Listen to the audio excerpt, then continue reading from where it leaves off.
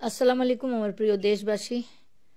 সমগ্র বিশ্বের যত বাঙালি এবং সালমান শাহ ভক্ত যারাই আছেন, যে যেখানে আছেন, সর্বস্তরের সবাইকে, প্রিয়জনকে আমার সালাম, অভিনন্দন।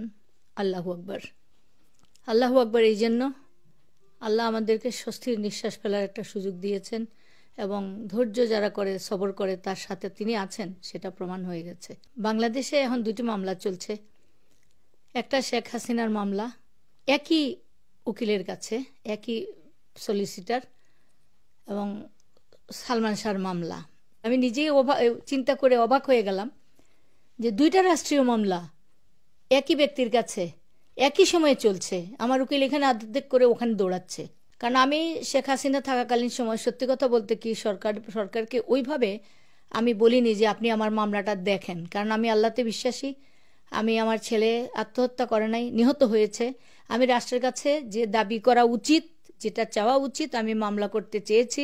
আমার মামলাকে প্রভাবিত করে তারা, ওই সরকারি দলের অনেক লোক ওখানে ইনভলভ ছিল, মাফিয়া ইনভলভ হয়ে আমার ছেলেকে যেখানে হত্যা হয়েছে সেটাকে আত্মহত্যা বলে প্রমাণ করে আমাকে চাপানোর চেষ্টা করা হয়েছে, আমাকে মেরে ফেলার, আমাকে গুম করার চেষ্টা করা হয়েছে। কেন? আমি ছেলের হত্যার মামলা চাই বলে। আমি হত্যা প্রমাণ করতে চাই, আত্মহত্যা না। সেই কারণে কাপড় ওইটা তো ইজিলি পারতো। আচ্ছা, এটার, হ্যাঁ, ভালো প্রশ্ন। এটা অনেকেই বুঝে না, খালি বলে যে ডেট পাল্টাচ্ছে, ডেট পাল্টায় নাই। শেষের দিকে, আজকে আমি মন খুলে আজকে বলতেছি এটাতে, টিভিতে, যে আমি শেষের দিকে আমার উকিলকে বলেছি আমি এখন আসবো না, আপনি যতটুকু পারেন ডেট নেন। তো বললো যে আর তো ডেট দিবে না। আমি যদি অসুস্থ থাকি ডেট তো দিতেই হবে। তো তাকে আমি কারণটা বলি নাই, এখন আমি বলছি কারণটা কি। আমি জানতাম যে ওই সরকারের সময় আমার বিচার হবে না, কারণ আমাকে গুম করতে চেয়েছিল। আমি 2018 সালে আমি দেশে আমি রয়ে গেছি। এখন আমার জীবন তো আমার রক্ষা করতে হবে, সেই জন্য যাইনি। তো সেই কারণে আবার শেষের দিকে বলা হয়েছিল যে মামলাটা এভাবে নষ্ট হয়ে যাবে আপনি যদি না আসেন। তো মাঝখানে আমি আমার ভাইকে আমি পাওয়ার অফ অ্যাটর্নি দিয়ে দিয়েছি, যেটা লাগবে সে সেটা ওখান থেকে করবে।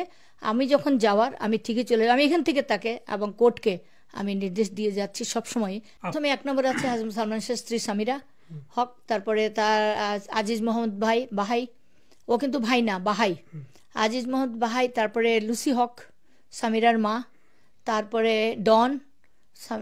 ডনের সাথে যারা একটা গ্রুপ ছিল, যাদের কথা বলেছে ওই রিজবি, আমি সবার নাম এখন বলতে পারবো না, 11 জনের নাম দিয়ে, এবং গং আছে 11 জন না, এটা 100 জন বা 70 জনের উপরে যাবে। গং বলতে ওই তো বললাম আমি, এখানে মোস্তাক আসবে, তার হাজবেন্ড যার সাথে বিয়ে হয়েছিল, সালমানের বন্ধু ছিল, ঘরে ছিল, তার সাথে বিয়ে হলো কেন ওখানে? তার সাথে এটা নিয়ে পারিবারিক একটা দ্বন্দ্ব ছিল।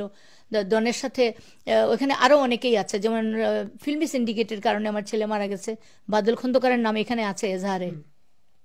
ফিল্মের অনেকের নাম আসবে, শাহ আলম কিরণ, তারপরে আরও আছে, নাম এখন আমি বলতে চাচ্ছি না। আর সোহানুর রহমান সোহান্ত মারা গেছেন। আনন্দ ফিল্মসের সিরাজুল ইসলাম, সুকুমার রঞ্জন, যেখানে শোনা যায় ভারতের দিয়ে মারা হয়েছে, তো উনি ভারতের লোক ছিলেন এবং এমপি ছিলেন, বনোজ কুমারের খুব কাছের লোক ছিলেন। তো এই হলো এই আর মাঝখানে বলতে হয় যে বনোজ কুমার আমার পিবিআইয়ের কর্তা ছিলেন, হয়তো কর্মকর্তা। উনি যে সাজানো নাটকটা করেছেন, এখন জানা যাচ্ছে তিনিও ভারতীয় ছিলেন, তার ভারতীয় পাসপোর্টও ছিল আছে। কারণ আজিজ মোহাম্মদ ভাই একজন যখন খুব কর্মক্ষম, মানে খুব পাওয়ারফুল লোক, ওরা তো মাফিয়ার সাহায্যে চলে, তো কিছু করে, তখন তারা নিজের হাতে তো কিছু করে না, কাউকে ভারতীয় মানুষ নিয়ে কাউকে দিয়ে তারা এভিডেন্স রাখে না, তারা ওইভাবেই কাজ করায়। আল্লাহকে উদ্দেশ্য করে বলছে যে আল্লাহ যেন আমাকে অতটা সেফ রাখেন। ইনসিকিউর, আমার ভাইও এখন ইনসিকিউর, কারণ দেশের মধ্যে অনেক লোক এখনো উল্টোপাল্টা, আমাদের দেশে কোনো আইন এখনো ঠিক হয় নাই। আদালতের উপর তো আরো কনফিডেন্স বেড়ে গেছে কতদিন থেকে, কারণ আমার মনে হয়েছে আল্লাহর ফেরেশতা কেউ কিছু বলে দিচ্ছে। এই জাজ যেভাবে উনি যে জাজমেন্ট পড়েছেন বা রায় দিয়েছেন, আমার মনে হয় না পৃথিবীর অনেকখানে শুনলে এই রায়টা পড়ার স্টাইল এবং উনি যেভাবে এই রিজভির ইয়েটা পড়েছেন, ওটি আমার মনে হয় না উকিল, আদালত বা থানা কেউ কোনোদিন এভাবে পড়েছে। আমি নিজেও তো বুঝি নাই, উনি বলার পরে আমি দেখলাম যে হ্যাঁ, এখানে তো অনেক কিছু আছে, এবং সেই কারণে উনি বলে দিয়েছেন এটা মার্ডার। উনি নিজে বলেছেন এটা খুন, এটা আত্মহত্যা হতেই পারে না। এই কথাটা একজন জাজের, এটা বহু গুরুত্বপূর্ণ। এবং আমি আশা করি আল্লাহ তাকে সেফ রাখুক এবং আমাদেরকেও সেফ রাখুক, অন্য কোনো অশনি সংকেতের যেন কোনো ইয়ে না হয়। ও বলছে যে আমার নেত্রীর বাসায় কাউকে বলতে শুনছে, যেমন ফিল্মের লোকজন যায়, এখানে অনেকবারই শুনেছি কেউ কেউ নেত্রীকে, একদিন প্রথম শুনেছিলাম নেত্রীর কাছে গিয়ে আমার নামে অনেক বদনাম করছে, নাম বলতেছি না, বদনাম করে টাকা পয়সা অনেক দিয়ে টিয়ে গেছে। নেত্রী এক পর্যায়ে রাগ করে উঠে চলে গেছেন, বলছেন আমার লোক জেনেও তুমি আমার কাছে নালিশ করলে, কিন্তু পরবর্তীতে তুমি সেটা আর করেন নাই, আমাকে শেল্টার দেন নাই। পরবর্তীতে যেমন স্বরাষ্ট্রমন্ত্রীর কাছে গিয়ে আমি ভালো সদুত্তর পাই নাই, ওনার কাছে ভালো উত্তর। ওনারা তো এখন দেখা গেছে মনোজ কুমার স্বরাষ্ট্রমন্ত্রী পুরা গ্রুপটা আমার এগেনস্টে ছিল। তা আমাকে যখন আল্লাহ সেভ করছে, নিশ্চয়ই আমার কোনো আল্লাহর কাছে প্রতি কিছু একটা ইয়ে আছে, নাহলে আমি সেভ থাকতাম না। তা আমাকে ওই বাসায় যখন কথা হয়েছে, একটা কাজের মেয়ে, মানে ভালো মহিলা আমাদের মতন, আমি তাকে সাহায্য করেছিলাম, গরিব মানুষ। আমার নেত্রীর বাসায় তো অনেক নেতারাই কাজ করে, ও কাজ করতো, রান্না করে সাহায্য করতো। তো সে শুনে ফেলছে, তো যেহেতু আমি তার উপকার করেছি, সে এসে একদিন আমার হাতে ভাইয়ের ধরে বলছে না আম্মা আপনি চলে যান। আমি কেন রেখে হয়েছে, বলে আমি শুনছি আপনার গুম করে ফেলাইবো। ওই দিন ওই মুহূর্তে জানার পরে আমি বিমান অফিসে গেছি, সঙ্গে সঙ্গে টিকিট নিয়েছি, ওখান থেকে বিমানের গাড়িতে এয়ারপোর্ট গিয়ে আমি চলে আসছি। এটি প্রভাবিত করেছে, এখন পারবে না, কারণ এখন আজিজ মহম্মদ ভাই নিজেই অসুবিধায় আছে, কারণ সে আমার মামলার আসামি। সোহেল চৌধুরী মারা গেছে, সোহেল চৌধুরীর মামলার আসামি সে ডিক্লেয়ার হয়ে গেছে, শাস্তিও হয়ে গেছে, সে আসলেই অ্যারেস্ট হবে।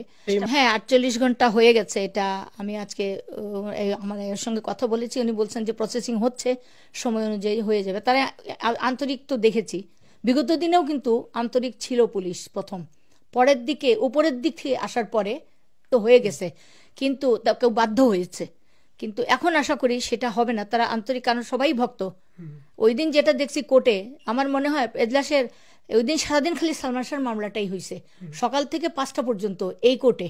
তো আশেপাশে যারা ছিলেন তারাও কিন্তু খুব মাইনরিটলি এটা ফোকাস করছেন যে আজকে সালমান শাহর মামলা আছে, এবং সবাই মন থেকে চাইছেন যে একটা সুরাহা হোক, এই কারণে এটা হয়েছে। এখানে ধোঁয়াশা ঠিক আছে, ধোঁয়াশা তো অবশ্যই আছে, এরা সবাই প্ল্যান না করলে একটা মানুষ মরে কেমনে। এফডিসি শেষ, এফডিসিতে কেউ আসতেছে না কেন, এই প্রশ্নের উত্তর পেলেই সব পাওয়া যাবে, কারণ এফডিসি নিরাপদ না, বিভিন্ন কারণ আছে, এটা ফিল্মি সিন্ডিকেট অনেক জড়িত আছে। আমার এই মামলায় আরো অনেকের নাম এসে যাবে, অটোমেটিক্যালি এসে যাবে, কারণও বুঝাই দেওয়া যাবে। কেন এখানে আমার সালমান শাহর প্রথম নায়িকা মৌসুমী, আমি আজকে প্রথমবার বলছি, মৌসুমী অনেক কিছু বলে, আমার ছেলের ছোটবেলার বন্ধু সে, কিন্তু আমার ছেলে তখন কোথায়, যখন খুলনার কথা বলে, খুলনায় আমার ছেলে 4 বছর 5 বছরের ছিল, তো 5 বছরের একটা শিশু কি বন্ধুত্ব বুঝে? হ্যাঁ, ও মেয়ে তো বয়সে একটু বড়, মিথ্যা কথা বলার তো কোনো কারণ নাই, নিজেকে ফলাও করার জন্য মিথ্যা বলতে অনেকবার নিষেধ করেছি, বলা উচিত না। এখন আমার আজকে কয়েকদিন থেকে এগুলো আমার মনে আসতেছে, যেমন শাবনূর, তারপরে মৌসুমী, তারপরে শাবানা, তারপরে আমি শাবানা, আমাকে ওখানে তারা খুব ইয়ে করছে, আমি যখন লাশ নিয়ে গেলাম, কিন্তু পরে তো তারা আমাকে জিজ্ঞেস করা উচিত ছিল, সমবেদনা জানানো উচিত ছিল না? পুরা এফডিসির প্রত্যেকের কেউ একটা মানুষ আসে নাই, কেন আসো নাই, কি কারণ? মৌসুমী কি তার মাকে নিয়ে আমার কাছে আসতে পারতো না? একান্ত উচিত ছিল না? আমার ছেলেটা মারা গেছে, তোর নায়ক, তুমি আসলে কি ফেসে যাইতি? কারণ তাদের ভিতরে আমার এখন প্রশ্ন, এবং এখন আমি কোর্টে আমি জিজ্ঞেস করব কেন তারা আসেনি, এটা জবানবন্দিটা তারা কোর্টে এসে দেখ, থানায় এসে দিতে হবে।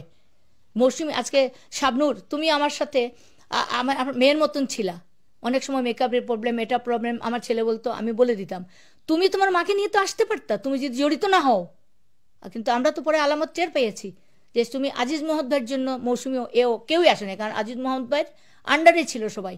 আমি যদি মরে যাই, আমি যদি আর মামলা আর আগাতে না পারি, আমি এতটুকু করে গেলাম যে আত্মহত্যা না, আমি এটা প্রমাণ করে গেলাম, আল্লাহ আমাকে সাহায্য করেছেন আপনাদের সাহায্যে, যে তাকে হত্যা করা হয়েছে, এটা প্রথম আমাদের সম্মানিত হলাম। আমার ছেলেকে অপবাদ দেওয়া হয়েছিল, অপবাদ প্রথমভাবে খণ্ডন করা হলো, এবং যদি না পারি আপনারা মামলা চালায় যাবেন, আমার আরেকটা ছেলে রয়েছে, তার দিকে খেয়াল রাখবেন। এবং আমি সরকারের দৃষ্টি আকর্ষণ করছি, আমার ভাই আমার পক্ষে বাদী হয়েছে, তার নিরাপত্তার প্রয়োজন, আমাদের দিকে যেন দৃষ্টি রাখা হয়, আমার মামলাকে যেন প্রভাবিত কেউ না করেন। এবং আমি থানাকে এখন ইনফর্ম করব, 48 ঘন্টা পার হয়ে গেছে, আসামিদের কোনো আমি আলামত দেখছি না, এবং কার্যকরী প্রস্তুতি নেওয়ার দরকার, ইমিডিয়েট যেন তা করা হয়, আমার আসামি যেন কোনোভাবে দেশ ত্যাগ না করতে পারে। ইমিগ্রেশনকে আমি অনুরোধ করছি, আপনারা নিশ্চয়ই এতক্ষণে আপনারা থানার থেকে নোটিশ পেয়ে গেছেন, প্লিজ দয়া করে, আপনারাও সালমান শাহ ভক্ত, আমরা চাই বিচারটা হোক। আপনারা সব জানেন, ওরা যদি উপস্থিত না থাকে তাহলে আপনারা জানতে পারবেন না ঘটনাটা কি। 4-5 জন মানুষ আগে ঢুকুক, তাদেরকে নেওয়ার পরে আমরা আমরা চাই না তাদেরকে খুন করে ফেলতে, আমরা চাই না তাদের যাবজ্জীবন হোক। আমি চাই আমার ছেলের ও আত্মহত্যার খণ্ডন হোক। তোমরা স্বীকার করো, আমি সবাইকে মাফ করে দিব। তোমরা স্বীকার করো কিভাবে কি হয়েছে, আমি সবাইকে মাফ করে দিব। আমি ওয়াদা করছি আমি মাফ করে দিব, কিন্তু বলতে হবে তোমরা খুন করেছো। আমার ছেলে খুন হয়েছে, আমার ছেলে আত্মহত্যা করে নাই। সালাম আলাইকুম।